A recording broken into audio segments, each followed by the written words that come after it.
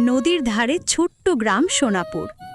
শান্ত, সবুজ আর সরল গ্রাম।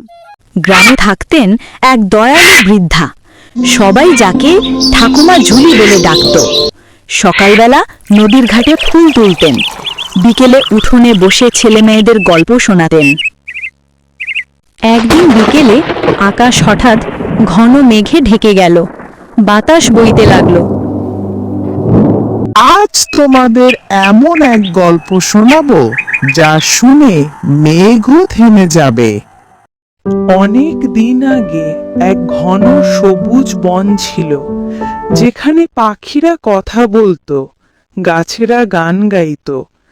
সেই বনে থাকতো এক দয়ালু মেয়ে, নাম তার মীরা। ময়ূর বন্ধু, খাবার খাবে?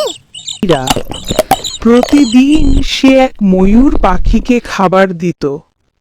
একদিন ময়ূর পাখি এক পরীতে রূপান্তরিত। এটা দেখে তো মীরা অবাক হয়ে গেল। এরপর কি হলো ঠাকুরমা? শান্ত হও বাচ্চারা।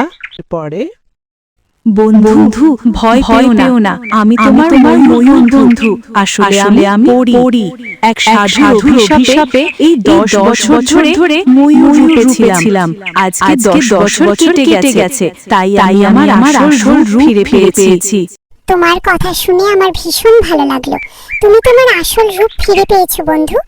আমি যে আজ থেকে তোমাকে হারিয়ে ফেলবো, তুমি তো আর আমার কাছে থাকবে না, এটা ভেবে অনেক দুঃখ হচ্ছে। তুমি আমাকে ভালোবাসা দিয়ে বাঁচিয়েছো। আমি তোমাকে একটি প্রদীপ দিচ্ছি, তোমার ভাগ্যে ফিরে যাবে। আর তুমি ওই প্রদীপ হাতে নিয়ে যখন আমাকে ডাকবে, আমি চলে আসব।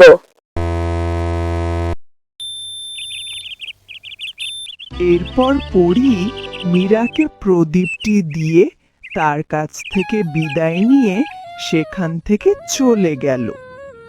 তো বাচ্চারা, এর থেকে আমরা শিখলাম ভালোবাসা থাকলে জাদু এমনিতেই আসে। প্রিয় দর্শক বন্ধুরা, আমাদের মতো তোমাদের ঠাকুমার গল্পটি নিশ্চয়ই ভালো লেগেছে। এক্ষুনি সাবস্ক্রাইব করে দাও, পাশে থাকা বেল আইকনটি ক্লিক করে দাও, যাতে নতুন নতুন ভিডিও তোমার কাছে সবার আগে পৌঁছে যায়। বাই বাই বন্ধুরা।